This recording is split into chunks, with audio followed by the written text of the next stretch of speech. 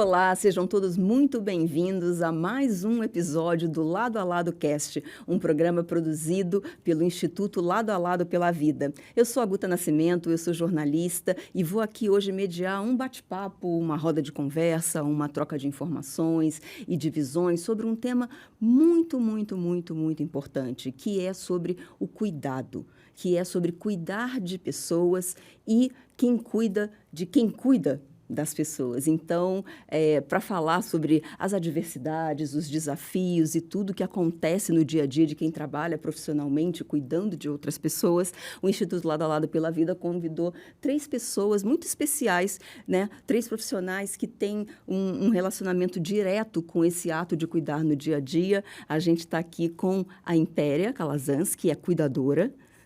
Tá, muito obrigada pela sua participação. A gente está aqui com a doutora Cristiane Scanhoela, que é terapeuta ocupacional, muito obrigada.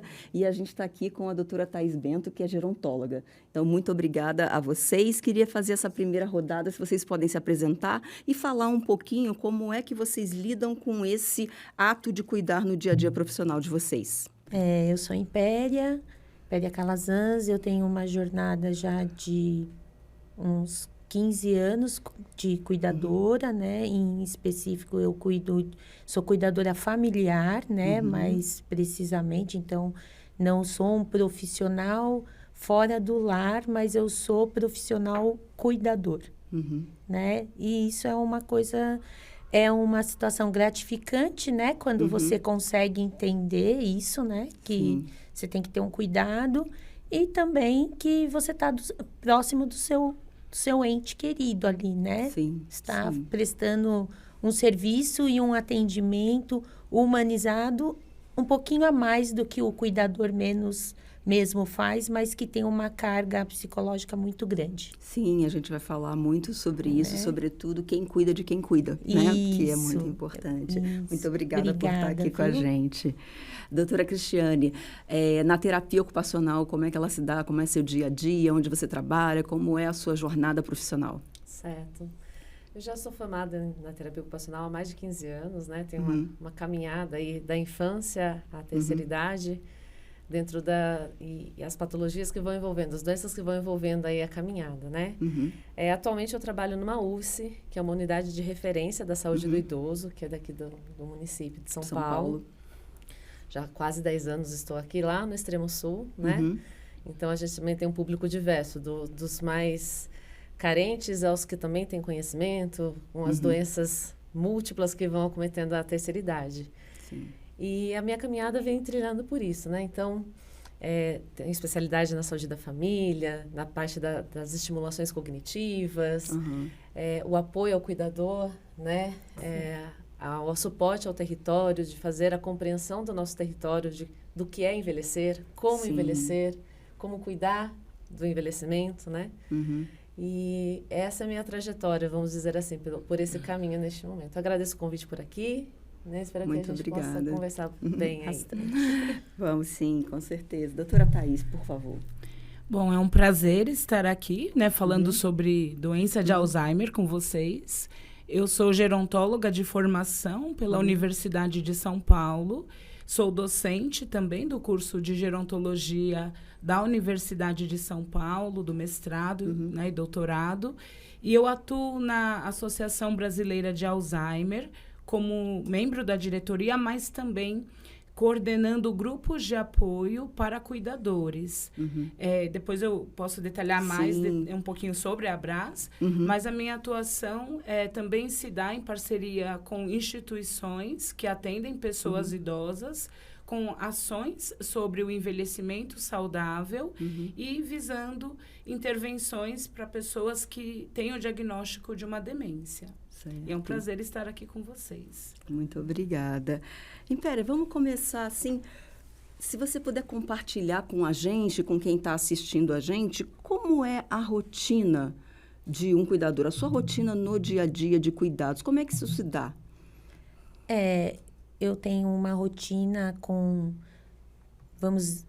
o dia, né? Começa com o primeiro remédio, mesmo que esteja com sono, não querendo tomar, né? Então, você tem esse cuidado primeiro.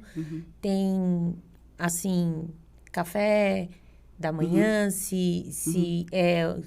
No meu caso, que eu tenho esse cuidado que é a minha mãe mesmo, né? Então, eu já sei os horários que gosta de tomar o banho, que gosta de... que toma o remédio, aí toma o café, aí depois que é o banho, o horário do almoço, manter uma rotina para, no caso, né, que é idosa e com pouca mobilidade, né, não é acamada, então tem uma rotina que tem que fazer andar um pouquinho, então, e o idoso, no meu caso, por ser ainda idosa, não gosta muito disso, então você tem que forçar, né? Então, eu tenho uma rotina de remédio pela manhã, café, banho, almoço. À tardezinha faz uma caminhadinha, faz um exercíciozinho além do que o fisioterapeuta passa para fazer, né? Um cafezinho à tarde, toma o remédio de novo e um jantar, aí tem uma ceia. É assim, a gente tem que aprender, né? E entender que aquela rotina, às vezes, do hospital, você tem que trazer um pouco para dentro da sua casa e você na profissão de cuidador. Sim. Você não é enfermeiro, mas você tem que trazer aquele cuidado, né? De estar com aqueles horários e atender o paciente ou o idoso naquele horário, até para você zelar pela saúde a mais dele e pela sua saúde. Porque se ele piora no quadro de alguma outra enfermidade, você acaba se sobrecarregando mais ainda. Então, fez as necessidades, uma coisa esporádica, fez no banho, não fez no banho, passou, tentar não deixar isso acumular. Sim. Porque senão você cria ainda um outro problema, com vários problemas que já tem junto. Certo. Então, a minha rotina é sempre, assim, 2 horas, 3 horas, sempre dando apoio pro paciente e pro idoso. Certo. E você, doutora Cristiane, como é que é a rotina profissional de um terapeuta ocupacional? Certo. A terapia ocupacional, ela tem um ramo de atuação, assim, imenso, né? Mas pensando na saúde do idoso, dentro lá da USP, o que a gente sempre trabalha, né? Identificar junto com o idoso e junto com a família qual que é a dinâmica do dia a dia, a rotina, né? A gente fala o quanto que a rotina é organizadora. A gente passa a vida querendo fugir da rotina, né? Eu quero sair da rotina, Deus me livre dessa rotina. Mas a rotina, ela organiza.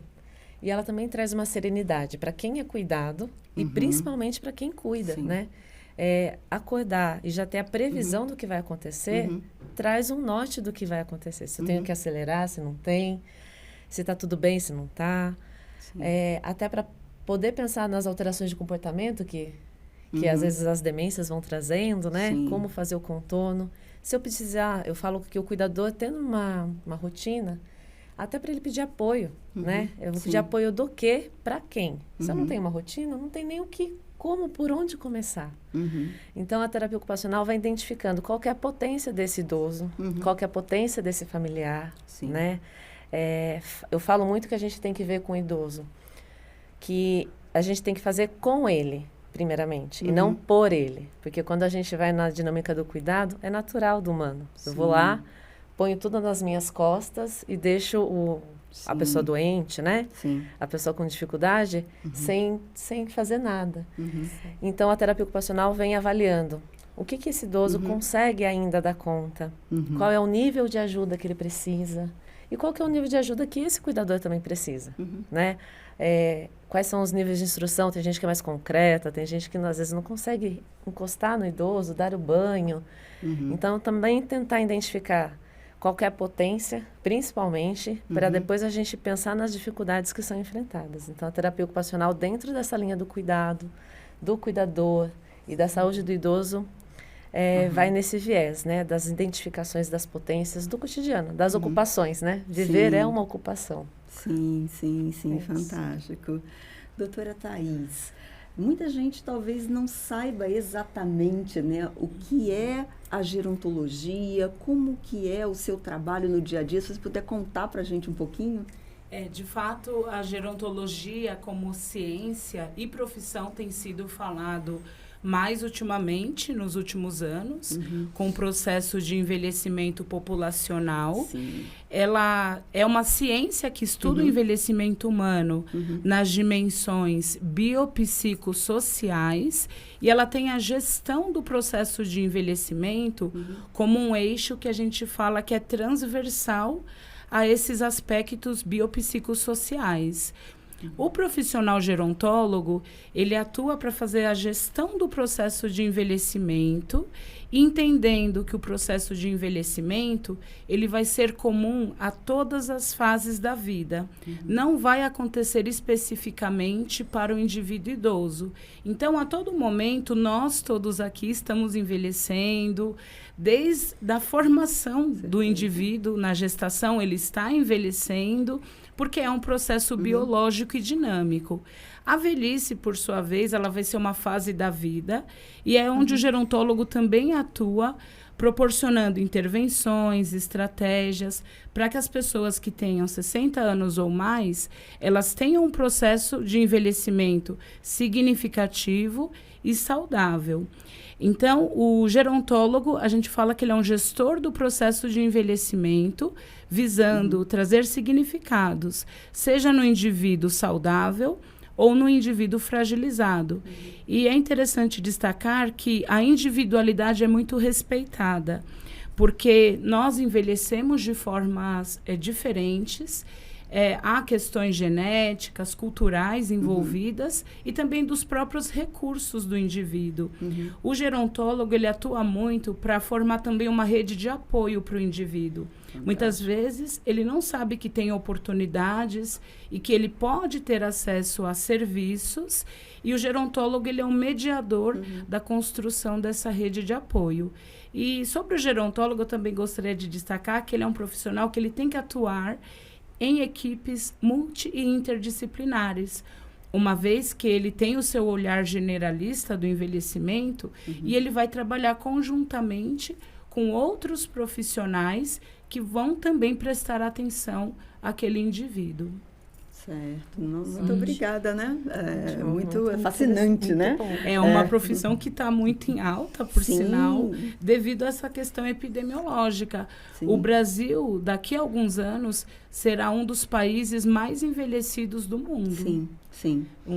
Estima-se que um dos 6 países com maior população idosa do planeta. Sim, sim. Um desafio para o qual a gente não está preparado. Né? Não, ninguém é preparado para envelhecer, né? Eu falo, a gente brinca, né, que a gente nasce, a história, né? Nasce, cresce, reproduz e acabou. E nem é assim nessa ordem, né? Mas a gente tem que pensar que tem um grande vazio às vezes, né? Entre o nasce, cresce e o morre, tem um vazio. Não, a gente envelhece. Tem grandes potências. Envelhecer não é ruim, né? Tem essa crendice, estou ficando velha, né? E o envelhecimento, por si só, ele não é algo ruim, né? A gente pode sim e deve fomentar, inclusive, as políticas públicas e tudo mais, para pensar no envelhecimento saudável. Em estar saudável. Hoje está bem mais... as pessoas, vamos dizer, né, mais velhas hoje, por exemplo, eu vejo por mim até. Minha mãe me teve com 42 anos, já era uma senhora, né? Hoje não, né? Uma mulher de 42 anos ainda tem um filho nos trâmites normais e ninguém chama ela tão de senhora. Sim. Né? Tá envelhecendo melhor, né? Sim. Tá mais ativo, né? Igual 60 anos idoso, para mim já assusta. No meu caso, é interessante. Idoso já assusta. Tem uma coisa física e tem uma coisa geracional, tem uma coisa de comportamento, tem uma coisa social, uma percepção da sociedade, né? Os valores da sociedade, enfim. É uma longa... A seara é bem... São várias camadas, né, que estão causando essa transformação. Mas queria te perguntar, Império, você que exerce esse ato de cuidar ali, né? O que você acha que é o principal desafio para o cuidador? cuidar de si. Assim, é a parte mais difícil. Ainda mais quando você... Por isso que eu falo, quando você é o cuidador e é o parente. Sim. Né? O parente mais próximo ou mais distante, mas que está ali, que tem aquele vínculo familiar, de carinho, a mais do que um profissional. Esse eu acho que é o mais difícil. Você conseguir achar o tempo, né, na dinâmica e de poder ter o seu tempo. Sim. Esse criar essa rotina é o mais difícil. E você acha que, do ponto de vista do paciente que está sendo cuidado, esta relação, o fato de ter uma relação familiar, ela pode ajudar, ela pode atrapalhar? Em que momento tem fricção nesse olhar também de alguém que está sendo cuidado por alguém da família? Isso eu acredito, quando é da família, depende também de como é a criação em família, né? Se você tem uma criação de cuidado, que você já cuida, que você já é incutido do respeito da sua família, o seu pai é pai, né? Bem em questão, assim, familiar mesmo, né? Não é o irmão da minha mãe, o meu tio, ele é meu tio. Então, isso também faz uma diferença hoje. Eu percebo que isso faz uma diferença no cuidado, porque senão é só mais é como se fosse um profissional a mais só. Sim. Né? E na realidade, quando você é um cuidador familiar, você não tem só tem o carinho, tem a humanização, que não é aquela que a gente aprende no curso de cuidador, né? Você já tem uma humanização de carinho diferente. Uma coisa que eu acho muito interessante, que eu vi no curso, tudo, mas que eu vejo que as pessoas, quem é cuidador, fez curso, ele deveria, no meu entendimento, eu vejo por mim, de respeitar o paciente, cuidador, no sentido assim, não adianta você falar, ai, meu amorzinho. Você não sabe se o paciente gosta disso. Às vezes ele gosta de ser chamado de senhor, senhora, você. Então, eu acho que isso tem que ser uma coisa que tem que aprender. Eu falo porque eu já tive cuidadores junto comigo e para minha paciente, né, que é, né, vamos dizer, paciente, a minha idosa fala assim para mim, ai, meu amorzinho, ela é lúcida. Então, ela se sente constrangida. Eu não sou seu amorzinho. Porque eu sou lúcida, eu só não ando sozinha. Então, eu acho que essa questão é uma coisa que a gente, como cuidador, tem que se policiar nessas rotinas. E ter uma sensibilidade para identificar, né? Isso, para gerar satisfação. Porque, senão, você não consegue cativar aquele paciente. Porque os pacientes são diferentes, né? Porque são diferentes e ele precisa confiar em você. Como que você levanta uma pessoa que não confia em você? Né? Quem está acamado. Ele não confia em você, ele vai ficar mais pesado. Não é, doutora? Sim, exatamente. Eu estou achando bastante interessante, né, o que a Império traz. São questões muito reflexivas, porque hoje a Associação Internacional da Doença de Alzheimer, a ADI, ela fala da importância de nos referirmos ao indivíduo como um ser humano que teve a sua jornada. Então, é a pessoa com doença de Alzheimer, não é o paciente apenas. E a importância de quebrarmos estigmas, da gente evitar generalizar o indivíduo com termos que muitas vezes não serão considerados para ele apropriados. Então, respeitarmos essa individualidade. Os termos pejorativos, a gente fala, né, sobre isso. O idoso não voltou a ser criança. Inspirar cuidado não infantiliza. Exatamente. Né? A pessoa que você cuida, né? Ela lúcida, organizada, porém com dificuldades motoras, né? Os que porventura não conseguem mais dialogar, conversar, que precisam que respondam totalmente por ele, que a gente cuide totalmente por ele, não faz ser criança, né? Eu sempre bato nessa tecla. Continua sendo pai, continua sendo tio, continua sendo a mãe. Se foi uma pessoa Sim. da criação dos vínculos, né? Tem os vínculos que nós construímos durante a vida, eles vão se refletir na nossa velhice. Com né? certeza. Então, a velhice não nos torna santos, mas também não nos torna indivíduos que não merecem ser abraçados, acolhidos, né? Então, eu falo que essa criação, identificação dos vínculos e o respeito à história daquele indivíduo. Isso. Tem gente que realmente já gosta do dengo, do beijo, do abraço. Sim. Que se eu for fazer isso com outro, vai gerar um constrangimento, uma situação extremamente indelicada, né? Sim. Então, Sim. e conhecer a história, conhecer o meu idoso, né? Que eu tô ali no dia a dia, faz toda a diferença. Não precisa nem ser o familiar, mas é ser a dinâmica do cuidado, né? Eu levantei esse ponto porque, como eu disse, eu tenho dias que eu tenho os dias meus. Aí eu preciso do cuidador profissional. Sim. Aí o meu idoso, né? No caso, a minha mãe, ela fica constrangida, porque me chamar de amorzinho? Sim. Por quê? Me chama pelo nome. Não quer me chamar de senhora, de dona, me chama pelo nome. Mas eu não sou amorzinho da pessoa, eu já ouvi isso dela. Sim, são coisas muito Tem que delicadas, respeitar, né? Que tem que ter uma sensibilidade essa individualidade muito grande. deles. Como a doutora falou, no meu caso, ela é lúcida. Ela sabe onde eu vim, ela sabe por que eu vim, né? Então, gera um constrangimento. Sim. E aí, em vez de você fazer uma coisa para agradar, você repele a pessoa. Sim. Não gostei daquela cuidadora. Não deixa ela vir mais.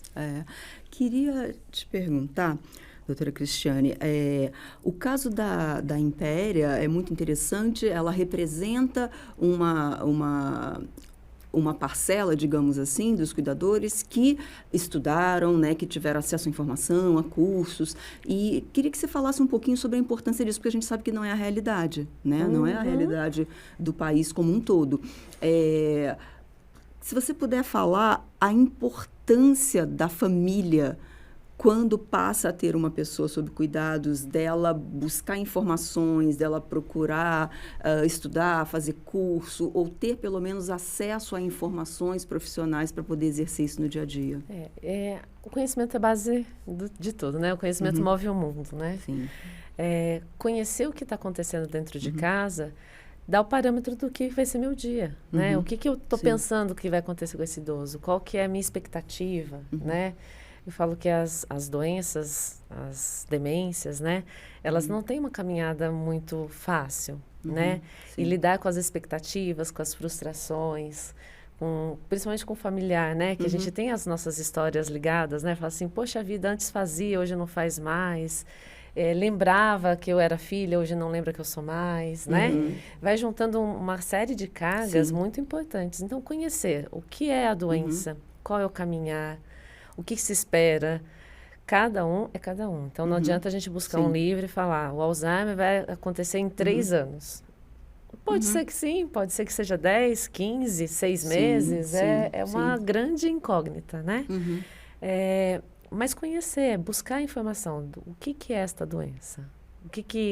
No meu organismo vai acontecer o quê, né? A parte biológica, que eu falo que é muito importante a gente falar. Na parte do cérebro. Vai acontecer o quê? Está morrendo uma parte do cérebro? Não está. Vai conseguir lembrar, vai conseguir engolir, vai conseguir andar. É importante entender isso, para que à medida que o caminhar da idade vá avançando, eu vou entendendo que se está dentro do esperado ou não, se eu tenho que buscar mais ajuda ou não, se eu preciso correr para o pronto-socorro ou não, né? Sim.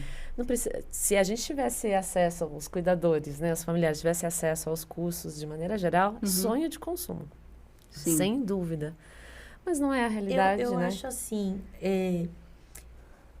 eu busquei pela internet por causa da minha situação e, como diz, a informação estava... Mas eu acho que tinha que ter um incentivo, né? Assim, das instituições até, de ter...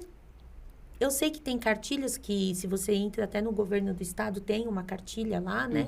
Mas uma que, pelo menos, desse um parâmetro das pessoas também entender. Eu acho isso, que troca muito as pessoas, no caso do paciente, né? Aí você, eu contratei um home care, né? Cada dia vai um. Aí a rotina daquele é diferente perante aquele paciente, aquele idoso.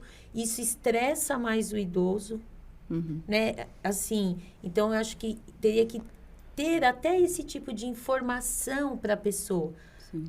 Que não adianta você ter... eu tenho a condição de ter um home care e cada 2 dias vem uma pessoa diferente. Aí aquela pessoa que veio naquela segunda só, por acaso, vai aparecer daqui 3 meses. É que o cuidar, ele é subjetivo, né? Então, assim, às vezes a gente, dentro da saúde, a gente fala e vê muito isso. A parte que o profissional transfere o entendimento do que é o cuidado pessoal para o cuidado do paciente, né? E o cuidar, ele precisa conhecer para saber do que eu vou cuidar. Tem o que a Cristiane cuidaria da mãe dela, né? Eu, Cristiane, tenho minha história com a minha mãe, do meu cuidado. Esta é a Cristiane cuidando da minha mãe. Isso. Mas a Cristiane, terapeuta ocupacional, analisando o quadro da senhora, qual é a necessidade dela. Sim. E por isso que o cuidar é muito subjetivo, que às vezes a gente identifica, eu faria assim, então eu vou lá e faço assim. Daí vem o outro, eu faria de outro jeito, porque eu não pegaria, não daria comida para minha mãe. O outro fala, eu daria. Eu falaria com a minha mãe com denguinho. Eu não tenho uma boa relação com a minha mãe, não falo com denguinho. E cada um vai cuidando de um jeito, né? Sim. Por isso, sim, que o conhecimento, quando ele é linear, né, que a gente consegue ter o básico dos conhecimentos das doenças, traz um parâmetro sobre o que é o cuidar, seja do familiar, seja do vizinho, seja das equipes de saúde mesmo, doutora, né, que vão eu até acompanhando. digo isso como você mesmo falou. Se você vê o paciente, o próprio cuidador, pelo menos 3 vezes seguida, ele vai perceber que ele mudou, até por causa de uma infecção de urina. E ele não é a pessoa que eu digo técnica ou para poder chamar o SAMU e dar o socorro e levar. Eu estou falando do SAMU, estou falando bem na questão do SUS, até por causa do voluntariado que eu faço, de entender que aquela pessoa está precisando de um cuidado a mais que você em casa não consegue resolver. Né? Assim, não vai ser um chazinho que vai resolver hoje aquele mal-estar ali. Parece ser um mal-estar mínimo, mas se você convivesse... hoje está conversando fluente, está entendendo a televisão. Amanhã... Você prestou atenção na televisão? Televisão? O que é televisão? Aí passa 2, 3 dias, a pessoa voltou ao normal até, né? Mas se você não tem uma vivência, o outro que vem não sabe que há 2 dias atrás ela estava esquecidinha. Ou que... Com mais cognição, menos cognição. Isso, e isso gerando de uma doença oportunista, que não é nem a doença que a pessoa já tem. Convive com diabetes, pressão alta todos os dias. Toma o remédio. Mas hoje ela está esquisita, né? Eu queria fazer até um adendo a respeito dessa questão da educação, que é muito do que a Associação Brasileira de Alzheimer tenta fazer como uma ONG que está em todo o território brasileiro. A Abras, ela tem 31 anos e ela foi fundada por uma cuidadora familiar em parceria com um geriatra, que hoje ele faleceu já, não encontra-se mais vivo, que é o Dr. Herton. Ele não está mais vivo, mas a Vera Calvila foi uma cuidadora familiar que fundou a Abras na década de 90. E a Abras, ela vem nesse sentido de trazer conhecimentos, informações para aquele indivíduo que cuida de alguém com uma demência, que como foi discutido, anteriormente, aqui, pelas colegas, muitas vezes o próprio indivíduo que exerce a tarefa do cuidado, ele não foi realmente preparado. Ele exerce porque ele é uma das únicas pessoas disponíveis para cuidar daquele ente querido que tem a doença. E vem inúmeras questões, porque cada pessoa vai processar de forma diferente o diagnóstico. Muitas famílias não têm um processo positivo de aceitação. E aí a educação ela vem para somar no processo de aceitação. Quando não se tem aceitação, o tratamento tem interferência, porque muitas vezes a sociedade atribui ao envelhecimento características das demências, pensam que é normal no processo de envelhecimento saudável, e não é. E aí vem o papel da Abras, trazendo informação e suporte Porque um ponto que é muito discutido é que as demências são doenças que causam alterações sistêmicas, tanto para o cuidador como para o indivíduo. Então, o processo de uma demência, normalmente, no seu processo inicial, com falta de suporte, causa uma mudança na dinâmica familiar muito significativa. A gente fala que causa até uma desestruturação. Então, uma equipe multidisciplinar, que tenha conhecimentos em demência, é fundamental. E aí vem o papel da Abras, que é uma ONG que fornece de forma gratuita todas as informações educativas para dar suporte para cuidadores, e tem grupos de apoio em todos os estados. E esses grupos de apoio acontecem no formato remoto, online, e também em instituições parceiras, como escolas, serviços da prefeitura municipal de cada estado, porque a gente tem, de fato, dados da literatura que falam sobre isso. Quanto mais conhecimento tem um cuidador, melhor ele tem o processo de enfrentamento da doença do seu ente querido, ele se cuida melhor e ele realiza mais adequadamente o processo do tratamento e do cuidado. Queria te pedir também, doutora Thaís, se você pode falar um pouquinho, vocês da Associação Brasileira de Alzheimer, que cuidados você acha que o paciente de Alzheimer necessita que muitas vezes não se presta atenção por uma série de fatores? Bom, uma questão importante é o próprio conhecimento sobre a demência, porque muitas vezes os cuidadores, eles associam o tratamento médico prescrito como fazendo mal para a saúde do indivíduo. E aí eles falam, eu não vou continuar dando os medicamentos porque o meu familiar está piorando por causa dos medicamentos. E muitas vezes o motivo é que a pessoa busca o acesso ao tratamento, a um diagnóstico, quando a doença de Alzheimer, por exemplo, ela já está num estágio moderado.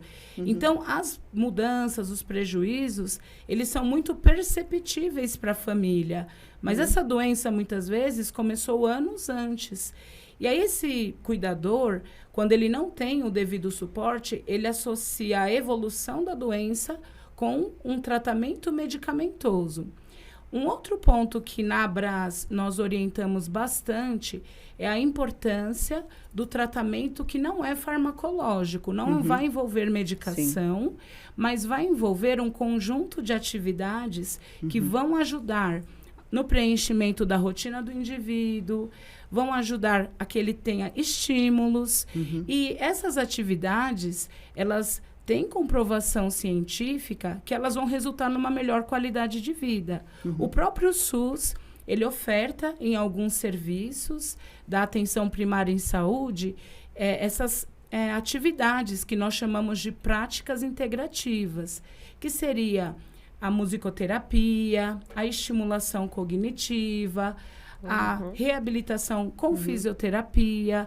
Essas atividades, a terapia ocupacional, por exemplo, a orientação para cuidadores por meio da equipe da geriatria, da gerontologia, ela é muito importante porque elas vão ajudar a manter o indivíduo por mais tempo no estágio da doença em que ele se encontra. Então, na Abras, a gente tenta abrir os horizontes dos cuidadores para eles saberem que receber o diagnóstico de uma demência não significa o fim da vida daquele indivíduo. E que muito se tem o que fazer para que ele possa ter uma boa qualidade de vida.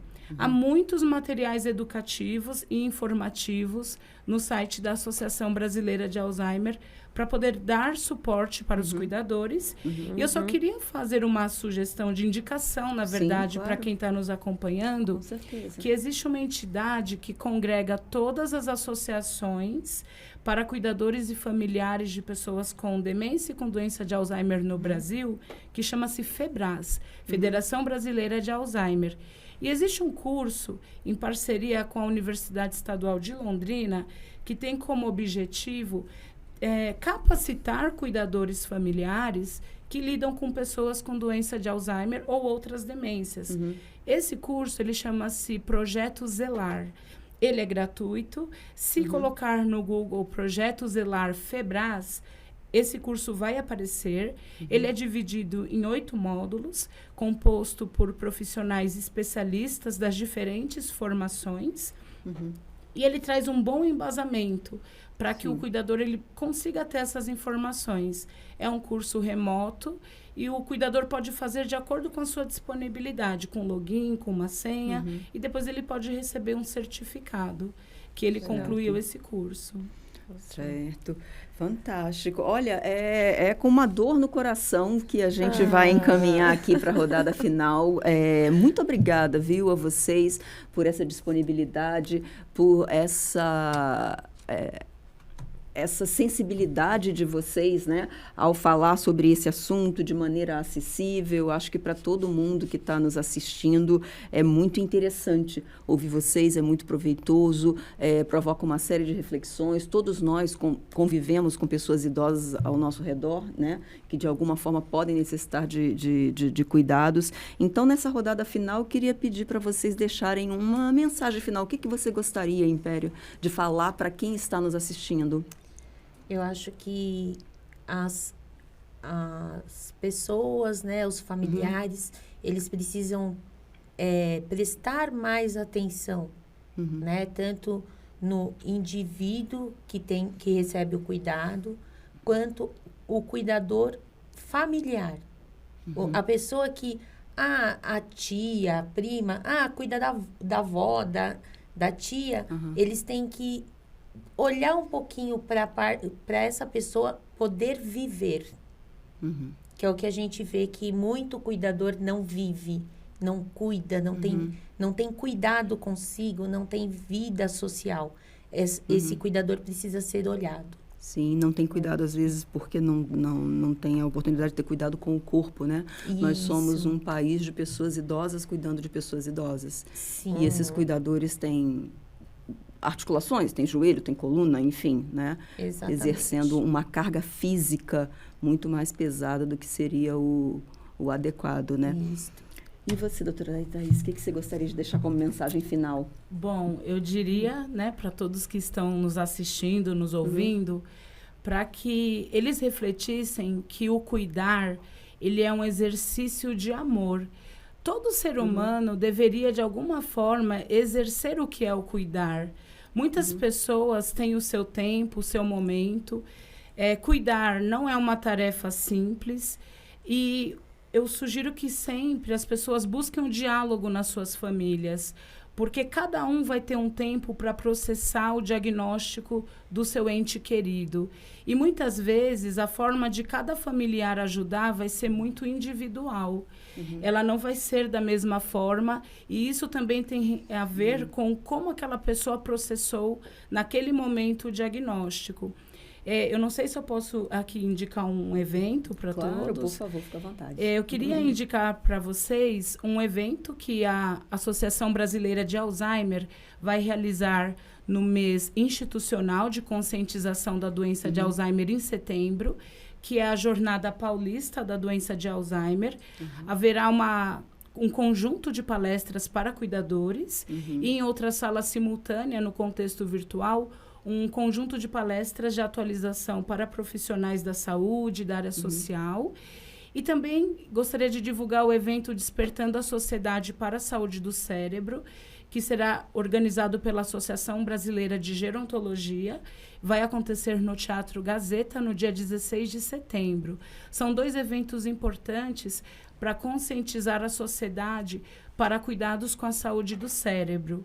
Eu gostaria de compartilhar com todos que neste ano a Associação Internacional da Doença de Alzheimer, a ADI, ela lançou a campanha de 2023 para a conscientização da doença de Alzheimer, que é chamada Nunca é Cedo Demais e Nunca é Tarde Demais, para trabalhar com estigmas e com a divulgação de informações referentes à prevenção de fatores de riscos para a demência. São os temas desse ano da campanha mundial de conscientização da doença de Alzheimer: quebrar estigmas e prevenir fatores de riscos para a doença de Alzheimer. Fantástico, muito obrigada por compartilhar conosco, né?